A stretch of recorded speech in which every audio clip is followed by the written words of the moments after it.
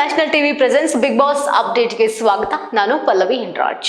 ಮೊದಲ ವಾರದಿಂದಲೂ ಕೂಡ ಅನ್ಸಿದ್ದು ಸುದೀಪ್ ಸರ್ ಏನಕ್ಕೆ ಅಶ್ವಿನಿ ಅವರಿಗೆ ಹಾಗೆ ಜಾನ್ವಿ ಅವರಿಗೆ ಹಾಗೆ ಇನ್ನು ಕೆಲವೊಬ್ಬರಿಗೆ ಯಾಕೆ ಜೋರು ಧ್ವನಿಯಲ್ಲಿ ಮಾತಾಡೋದಿಲ್ಲ ಅಂತ ಆಬ್ವಿಯಸ್ಲಿ ಇದು ನಮಗೂ ಕೂಡ ಅನ್ಸಿತ್ತು. ಕಳೆದ ಒಂದೆರಡು ವಾರದಿಂದ ಪ್ರತಿ ಸ್ಪರ್ಧಿಗಳಿಗೂ ಕೂಡ ಸುದೀಪ್ ಸರ್ ಜೋರು ಧ್ವನಿಯಲ್ಲೇ ಮಾತಾಡ್ತಿದ್ರು. ಅವ್ರು ಏನ್ ತಪ್ಪು ಮಾಡಿದರೆ ಅದನ್ನ ಅವರು ಆಸ್ ಇಟ್ ಈಸ್ ಹೇಳ್ತಾ ಇದ್ರು. ಬಟ್ ಎಲ್ಲೋ ಒಂದ್ ಕಡೆ ಅಶ್ವಿನಿ ಅವರ ವಿಚಾರ ಯಾಕೆ ತಗೊಳ್ತಾ ಇಲ್ಲ ಅನ್ನೋದು ಕೂಡ ಸುದೀಪ್ ಸರ್ ಅವರಿಗೆ ಎಲ್ಲರೂ ಕೂಡ ಪ್ರಶ್ನೆ ಮಾಡ್ತಾ ಇದ್ರು. ಸೋಷಿಯಲ್ ಮೀಡಿಯಾದಲ್ಲಿ ನೀವು ಕೂಡ ನೋಡ್ತೀರಾ, ಸಿಕ್ಕಾಪಟ್ಟೆ ಟ್ರಾಲ್ಸ್ ಆಗಿತ್ತು. ಮೀಡಿಯಾದಲ್ಲೂ ಕೂಡ ಆಲ್ಮೋಸ್ಟ್ ಎಲ್ಲರೂ ಕೂಡ ಮಾತಾಡ್ತಾ ಇದ್ರು, ಯಾಕೆ ಈ ರೀತಿ ಮಾಡ್ತಿದ್ದಾರೆ ಸುದೀಪ್ ಸರ್, ಅವರಿಗೊಂಥರ ಇವರಿಗೊಂಥರ ಯಾಕೆ ಅಂತ. ಅದರಲ್ಲೂ ಕೂಡ ಎರಡು ವಾರದ ಹಿಂದೆ ಸುದೀಪ್ ಸರ್ ರಕ್ಷಿತಾ ಅವರಿಗೆ ಪಿತ್ತ ನೆತ್ತಿಗೆ ಇರ್ತಿದೆ ಅಂತ ಈ ಒಂದು ಮಾತುಗಳನ್ನ ಆಡಿರ್ತಾರೆ. ಅಲ್ಲಿ ಅವ್ರದ್ದು ಕೂಡ ತಪ್ಪಿರುತ್ತೆ, ರಕ್ಷಿತಾ ಅವ್ರದ್ದು ತಪ್ಪಿರುತ್ತೆ, ಗಿಲ್ಲಿ ಅವ್ರದ್ದು ತಪ್ಪಿರುತ್ತೆ. ಆ ಸಂದರ್ಭದಲ್ಲಿ ಬಂದಂತಹ ಒಂದು ಮಾತು ಇದಾಗಿರುತ್ತೆ. ಅಶ್ವಿನಿ ಅವರು ತಪ್ಪು ಮಾಡಿದಾಗ ಏರ್ದಲ್ಲೇ ಇರುವಂತಹ ಪಿತ್ತ ರಕ್ಷಿತಾ ಮಾತಾಡಿದಾಗ ಯಾಕೆ ಏರಿದೆ ಸುದೀಪ್ ಸರ್ಗೆ ಅಂತ ಈ ಒಂದಷ್ಟು ಪ್ರಶ್ನೆ ಕನ್ಫ್ಯೂಸ್ ಎಲ್ರಿಗೂ ಕೂಡ ಇದೇ ಇತ್ತು.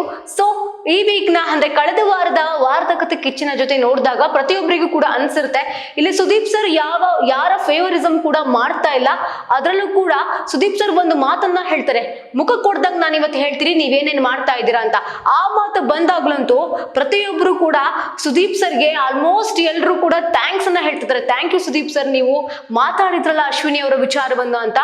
ನೀವು ನೋಡಿರ್ಬೋದು ಕಳೆದ ವಾರ ಬಿಗ್ ಬಾಸ್ ಮನೆಯಲ್ಲಿ ಸಾಕಷ್ಟು ಬೆಳವಣಿಗೆ ಆಯ್ತು, ಸಾಕಷ್ಟು ಬದಲಾವಣೆಗಳಾಯ್ತು. ಆ ಒಂದಷ್ಟು ಬದಲಾವಣೆಗಳೇ ಅಶ್ವಿನಿ ಗೌಡ ಅವರು ಕಾರಣ ಆದ್ರು, ಹಾಗೆ ಮನೆ ಮಂದಿ ಕೂಡ ಕಾರಣ ಆಗಿದ್ರು. ಗಿಲ್ಲಿ ಅವರು ಏನ್ ಮಾತಾಡಿದ್ರು ಸರಿ, ನಾನು ಮಾತಾಡಿದ್ರೆ ತಪ್ಪು ಅನ್ನೋ ಒಂದು ವಾದ ಅಶ್ವಿನಿ ಗೌಡ ಅವ್ರದ್ದಾಗಿತ್ತು. ಸೊ ಎಲ್ಲ ಒಂದ್ ಕಡೆ ಅದು ನಿಜ ಅಂತ ಅನ್ಸುತ್ತೆ. ಯಾಕಂದ್ರೆ ಗಿಲ್ಲಿ ಅವರು ಕಾಮಿಡಿ ಮಾಡ್ಕೊಂಡು ಕಾಲೆಳ್ಕೊಂಡು ಅವ್ರು ಏನ್ ಮಾಡ್ತಾ ಇದ್ದಾರೆ ಅದನ್ನ ನಾನು ಕಾಮಿಡಿ ರೂಪದಲ್ಲಿ ಹೇಳ್ತೀನಿ ಅಂತ ನೆನ್ನೆನೆ ಹೇಳಿದ್ರು. ಸೊ ಅಶ್ವಿನಿ ಗೌಡ ಅವರು ಡೈರೆಕ್ಟ್ ಆಗಿ ಹೇಳ್ತಾರೆ, ಎಲ್ಲೋ ಒಂದ್ ಕಡೆ ನಮ್ಗೆ ಇಷ್ಟೊಂದು ಅಪೋಸ್ ಮಾಡುವಂತಹ ಅಶ್ವಿನಿ ಅವರು ಬಿಗ್ ಬಾಸ್ ಮನೆಯಲ್ಲಿ ಇರ್ಲಿಲ್ಲ ಅಂದ್ರೆ ಬಿಗ್ ಬಾಸ್ ನೋಡ್ಲಿಕ್ಕೆ ಬೋರಿಂಗ್ ಅಂತ ಅನ್ನಿಸ್ತಾ ಇಲ್ವಾ? ನಮಗಂತೂ ಅನ್ಸುತ್ತಪ್ಪ. ಬಿಕಾಸ್ ಮೊನ್ನೆಯ ಎಪಿಸೋಡ್ ಅನ್ನ ನೋಡಿದಾಗ ಅನ್ನಿಸ್ತು ಅಶ್ವಿನಿ ಗೌಡ ಅವರು ತಾವು ಏನ್ ಮಾಡ್ತೀವಿ, ತಾವು ಏನ್ ಆಟ ಆಡ್ತೀವಿ ಅಥವಾ ಯಾರಿಗಾದ್ರೂ ಬೈದ್ರು ಅಥವಾ ಡೈರೆಕ್ಟ್ ಆಗಿ ಏನಿದೆ ಅದನ್ನ ಆಸ್ ಇಟ್ ಈಸ್ ಡೈರೆಕ್ಟ್ ಆಗಿ ಹೇಳ್ತಾರೆ. ಬಟ್ ಅಲ್ಲಿ ಕೆಲವೊಬ್ರು ಅವರ ಹಿಂದೆ ಮಾತಾಡೋದನ್ನ ಮಾಡ್ತಿದ್ದಾರೆ, ಬಟ್ ಇವರು ಮುಂದೆ ಮಾತಾಡೋದನ್ನ ಮಾಡ್ತಾರೆ. ಸೊ ಎಲ್ಲೋ ಒಂದ್ ಕಡೆ ಅಶ್ವಿನಿ ಅವರು ಮಾಡ್ತಾ ಇರೋದು ಸರಿ ಇದೆ ಅಂತ ಅನ್ನೋದು ಕೂಡ ಕೆಲವರ ವಾದ ಆಗಿದೆ. ಸೊ ವಾರದ ಕತೆ ಕಿಚ್ಚನ ಜೊತೆಯಲ್ಲಿ ಸಾಕಷ್ಟು ಚರ್ಚೆಗಳಾಗುತ್ತೆ. ಗಿಲ್ಲಿ ಅವರ ವಿಚಾರಕ್ಕೆ ಸಂಬಂಧಪಟ್ಟಂತೆ, ರಘು ಅವರ ವಿಚಾರಕ್ಕೆ ಸಂಬಂಧಪಟ್ಟಂತೆ, ಹಾಗೆ ಅಶ್ವಿನಿ ಅವರ ವಿಚಾರಕ್ಕೆ ಸಂಬಂಧಪಟ್ಟಂತೆ. ಸೊ ಕನ್ನಡ ಪರ ಹೋರಾಟಗಾರ್ತಿ ನಾನು ಏಕವಚನದಲ್ಲಿ ಮಾತಾಡೋದು ಎಲ್ಲಾ ಹೆಣ್ಮಕ್ಳಿಗೂ ಅಂತ ಒಂದು ಸೇರಿಸ್ಕೊಂತಾರೆ ಅವರು ಪದನ. ಅದು ಸುದೀಪ್ ಸರ್ಗೆ ಇಷ್ಟ ಆಗೋದಿಲ್ಲ. ಯಾರ್ಯಾರು ಅಶ್ವಿನಿ ಗೌಡ ಅವರಿಗೆ ನಿಮ್ಮ ತನವನ್ನ ಕೊಟ್ಟಿದ್ದೀರಾ ಕೈ ಎತ್ತಿ ಅಂತ ಒಂದು ಕೇಳಿದಾಗ ಪ್ರಶ್ನೆಯನ್ನ, ಅಲ್ಲಿ ಆಬ್ವಿಯಸ್ಲಿ ಯಾರು ಕೂಡ ಕೈ ಎತ್ತೋದಿಲ್ಲ, ಅಶ್ವಿನಿ ಗೌಡ ಅವ್ರ ಕೈ ಮಾತ್ರ ಇರುತ್ತೆ. ಸೊ ಆ ಸಂದರ್ಭದಲ್ಲಿ ಹೇಳ್ತಾರೆ, ಈ ಬಿಗ್ ಬಾಸ್ ಅನ್ನೋದು ಒಂದು ವ್ಯಕ್ತಿತ್ವದ ಆಟ ಆಗುತ್ತೆ, ನೀವು ಹೋರಾಟ ಮತ್ತೊಂದು ಅದೆಲ್ಲ ಆಚೆ ಇರುತ್ತೆ. ಬಟ್ ಇಲ್ಲಿ ನೀವು ಏನು ಅನ್ನೋದನ್ನ ತೋರಿಸ್ಕೊಳಕ್ ಬಂದಿರೋದ್ರಿಂದ ನಿಮ್ಮ ಆಟವನ್ನ ನೀವು ಆಡಿ ಅವರ ಆಟವನ್ನ ಅವ್ರು ಆಡ್ತಾರೆ ಅನ್ನೋದನ್ನ ಹೇಳ್ತಾರೆ. ಬಟ್ ಎಲ್ಲ ಒಂದ್ ಕಡೆ ಜಗಳ ಅಂತ ಬಂದಾಗ ಅಶ್ವಿನಿ ಗೌಡ ಅವರು ರಘು ಅವರ ವಿಚಾರದಲ್ಲಿ ನೀನು ಹೋಗು ಬಾ ಅಂತ ಒಂದಷ್ಟು ಏಕವಚನ ಬಳಸ್ತಾರೆ. obviously ರಘು ಅವರು ಕೂಡ ಬಳಸ್ತಾರೆ. ಸೊ ಆಗ ಎಲ್ಲ ಹೆಣ್ಮಕ್ಳನ್ನು ಕೂಡ ಸೇರಿಸ್ಕೊಳ್ತಾರೆ. ಸೊ ಇಲ್ಲಿ ವ್ಯಕ್ತಿತ್ವದ ಆಟ ಆಡಕ್ ಬಂದಿರೋರು ಎಲ್ಲ ಹೆಣ್ಮಕ್ಳನ್ನ ಸೇರಿಸ್ಕೊಂಡು ಅಲ್ಲಿ ಮಾತಾಡೋವಂಥದ್ದು ಇರ್ಲಿಲ್ಲ. ಸೊ ಈ ಒಂದಷ್ಟು ಪ್ರಶ್ನೆ ಅಶ್ವಿನಿ ಗೌಡ ಅವರಿಗೆ ಯಾವ ರೀತಿಯಲ್ಲಿ ಅವರು ಹೇಳ್ಬೇಕು ಅದನ್ನ ತಮ್ಮ ಭಾಷೆಯಲ್ಲಿ ತಾವು ಮುಟ್ಟಿಸಿದ್ದಾರೆ ಸುದೀಪ್ ಸರ್. ಸೊ ಎಲ್ರಿಗೂ ಕೂಡ ಒಂದು ಕುತೂಹಲ ಇತ್ತು, ಒಂದು ಕನ್ಫ್ಯೂಷನ್ ಇತ್ತು, ಯಾಕೆ ಮಾತಾಡ್ತಾ ಇಲ್ಲ, ಯಾಕೆ ಫೇವರಿಸಮ್ ಮಾಡ್ತಾ ಇದ್ದಾರೆ ಸುದೀಪ್ ಸರ್, ಇಷ್ಟು ಸೀಸನ್ ನಲ್ಲಿ ಇಲ್ದಲ್ಲ ಇರೋದು ಈ ಸೀಸನ್ ನಲ್ಲಿ ಯಾಕೆ, ಈ ಒಂದಷ್ಟು ಚರ್ಚೆಗಳು ಕೂಡ ಸಿಕ್ಕಾಪಟ್ಟೆ ನಡೀತಾ ಇತ್ತು. ಬಟ್ ಅದಕ್ಕೆಲ್ಲ ಆಲ್ರೆಡಿ ಆನ್ಸರ್ ಸಿಕ್ಕಿದೆ ಅಂತ ಹೇಳ್ಬೋದು. ಅನಂತರದಲ್ಲಿ ನಿನ್ನೆ ಬಿಗ್ ಬಾಸ್ ಮನೆಯಿಂದ ರಿಷಾ ಔಟ್ ಆಗ್ತಾರೆ. ಸೊ ರಿಷಾ ಹೋಗ್ಲಿಕ್ಕೂ ಕೂಡ ಸಾಕಷ್ಟು ಕಾರಣ ಏನಾದ್ರು ಇದೆಯಾ, ಯಾಕಂದ್ರೆ ಎಲ್ಲರೂ ಕೂಡ ನಾಮಿನೇಟ್ ಆದವರು ಸ್ಟ್ರಾಂಗ್ ಇರ್ತಾರೆ. ಸೊ ಈ ಕಾರಣದಿಂದ ರಿಷಾ ಅವರು ಸ್ವಲ್ಪ ಅವ್ರಿಗೆ ಹೋಲಿಸ್ಕೊಂಡ್ರೆ ವೀಕ್ ಇದ್ರು. ಸೊ ಈ ಕಾರಣಕ್ಕೆ ರಿಷಾ ಅವರು ಬಿಗ್ ಬಾಸ್ ಮನೆಯಿಂದ ಆಚೆ ಹೋಗ್ತಾರೆ.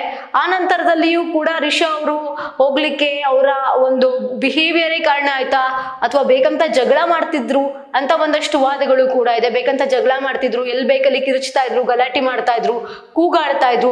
ಸೊ ಈ ಅದನ್ನೆಲ್ಲ ಮಾಡದೆ ಸೈಲೆಂಟ್ ಆಗಿ ಇದ್ರೂ ಕೂಡ ರಿಷಾ ಅವರು ಹೋಗ್ತಿರ್ಲಿಲ್ವಾ? ಆಬ್ವಿಯಸ್ಲಿ ಹೋಗ್ತಾ ಇದ್ರು. ಜನರು ವೋಟಿಂಗ್ ಕಡಿಮೆ ಮಾಡಿದ್ರೆ ಅವರು ಮನೆಯಿಂದ ಆಚೆ ಹೋಗ್ತಾನೆ ಇದ್ರು. ಸೊ ಇವತ್ತಿನ ಬಿಗ್ ಬಾಸ್ ಪ್ರೊಮೋ ನೋಡಿದ್ರೆ ಗೊತ್ತಾಗುತ್ತೆ, ನಾಮಿನೇಷನ್ ಕಿಚ್ಚು ಹೆಚ್ಚಾಗಿದೆ. ಸೊ ಯಾರೆಲ್ಲ ನಾಮಿನೇಷನ್ ಆಗ್ತಾರೆ ಅನ್ನೋದನ್ನ ನೋಡ್ಬೇಕು. ಅದನ್ನ ಹೊರತುಪಡಿಸಿ ಬಿಗ್ ಬಾಸ್ ಒಂದು ಪ್ರೋಮೋವನ್ನ ಹಾಕಿದ್ದಾರೆ. ಆ ಪ್ರೋಮೋದಲ್ಲಿ ಧ್ರುವಂತ್ ಹಾಗೆ ಅಶ್ವಿನಿ ಅವರ ನಡುವೆ ಒಂದಷ್ಟು ಮಾತಿನ ಚಕಮಕಿ ನಡೆಯುತ್ತೆ. ಆ ಮಾತಿನ ಚಕಮಕಿಯಲ್ಲಿ ಗಮನಿಸಬಹುದು ಧ್ರುವಂತ್ ಅವರು ಅಶ್ವಿನಿ ಅವರಿಗೆ ಫೇಕ್ ಅಂತ ಹೇಳ್ತಾರೆ. ಸೊ ಇಲ್ಲಿ ಅಶ್ವಿನಿ ಅವರ ಕ್ಯಾರೆಕ್ಟರ್ ಎಲ್ಲೂ ಕೂಡ ಫೇಕ್ ಆಗಿ ಇಲ್ಲಿವರೆಗೂ ಕೂಡ ಕಂಡು ಬಂದಿಲ್ಲ. ಬಿಕಾಸ್ ಅವರು ಏನೇ ಮಾತಾಡೋದಿದ್ರು ಅಥವಾ ತಾನು ಕೆಟ್ಟವಳಾದ್ರೂ ಪರವಾಗಿಲ್ಲ ಅಂತ ಜೋರಾಗೆ ಮಾತಾಡ್ತಾ ಇದ್ರು, ನನ್ನನ್ನ ನೆಗೆಟಿವ್ ಶೇಡ್ ನಲ್ಲಿ ನೋಡಿದ್ರು ಪರವಾಗಿಲ್ಲ ಅಂತ ಅದನ್ನ ಮುಖಕ್ಕೆ ಕೊಡ್ದಂಗೆ ಡೈರೆಕ್ಟ್ ಆಗಿ ಹೇಳ್ತಾ ಇದ್ರು.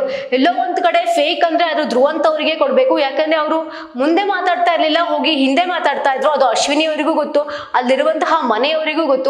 ಸೊ ಹೀಗಾಗಿ ಅಶ್ವಿನಿ ಗೌಡ ಅವರಿಗೆ ಫೇಕ್ ಅಂದಿದ್ದು ಅಷ್ಟು ಸಮಂಜಸ ಇರಲಿಲ್ಲ. ಒಂದಷ್ಟು ರೀಸನ್ ಅನ್ನ ಬಿಗ್ ಬಾಸ್ ಮನೆ ಮಂದಿ ನಾಮಿನೇಷನ್ಗೆ ತೆಗೆದುಕೊಳ್ತಾರೆ. ಇಲ್ಲಿ ಯಾರು ಫೇಕು ಯಾರು ಫೇಕ್ ಅಲ್ಲ ಎಲ್ಲ ಕೂಡ ಇವತ್ತಿನ ನಾಮಿನೇಷನ್ ಆದ ನಂತರದಲ್ಲಿ ಗೊತ್ತಾಗುತ್ತೆ. ಸೊ ಕಳೆದ ವಾರ ಆದಂತಹ ಒಂದಷ್ಟು ವಿಚಾರಗಳನ್ನ ಇಟ್ಕೊಂಡು ಈ ವಾರ ಯಾರೆಲ್ಲ ನಾಮಿನೇಷನ್ ಮಾಡ್ತಾರೆ ಅನ್ನೋದು ಕೂಡ ಕಾದ್ ನೋಡ್ಬೇಕಾಗಿದೆ. ಸೊ ಹಂಗಿದ್ರೆ ಸುದೀಪ್ ಸರ್ ಹೇಳಿದಂತಹ ಅಷ್ಟು ಮಾತುಗಳನ್ನ ಯಾರು ತಲೆಗೆ ತೆಗೆದುಕೊಂಡು ತಮ್ಮ ಆಟವನ್ನ ಚೇಂಜ್ ಮಾಡ್ತಾರೆ ಅನ್ನೋದು ಕೂಡ ಕಾದ್ ನೋಡ್ಬೇಕು. ಆಲ್ರೆಡಿ ಅಭಿಷೇಕ್ ಅವ್ರು ಹೇಳ್ತಾರೆ, ಸರ್ ನೀವ್ ಹೇಳಿದ್ನ ನಾನು ಸೀರಿಯಸ್ ಆಗಿ ತಗೊಂಡೆ, ಸೊ ನಾನು ಈ ವೀಕ್ ಕ್ಯಾಪ್ಟನ್ ಆದೆ ಅಂತ. ಅದು ಕೂಡ ಒಂದು ಒಳ್ಳೆಯ ವಿಚಾರ ಅಂತ ಹೇಳ್ಬೋದು. ಸೊ ಅಭಿಷೇಕ್ ಅವರ ಕ್ಯಾಪ್ಟನ್ಸಿ ಹೇಗೆ ವರ್ಕ್ ಆಗುತ್ತೆ, ಎಲ್ಲಿ ಅವರು ಎಳೆಯುತ್ತಾರೆ, ಅವ್ರ ಮಾತು ಯಾರು ಕೇಳೋಲ್ಲ, ಎಲ್ಲವನ್ನು ಕೂಡ ಈ ವಾರದ ಎಪಿಸೋಡ್ ನೋಡಿದ್ರೆ ನಮ್ಗೆ ಗೊತ್ತಾಗುತ್ತೆ. ಹಾಗೆ ಯಾರೆಲ್ಲ ನಾಮಿನೇಟ್ ಆಗ್ತಾರೆ ಅನ್ನೋದನ್ನ ಇವತ್ತಿನ ಎಪಿಸೋಡ್ ಅಲ್ಲಿ ನಾವು ತಿಳ್ಕೊಳ್ಬಹುದಾಗಿದೆ. ಇದಾಗುತ್ತೆ ಹೊತ್ತಿನ ಸ್ಪೆಷಲ್. ನೋಡ್ತಾ ಇರಿ ನ್ಯಾಷನಲ್ ಟಿವಿ.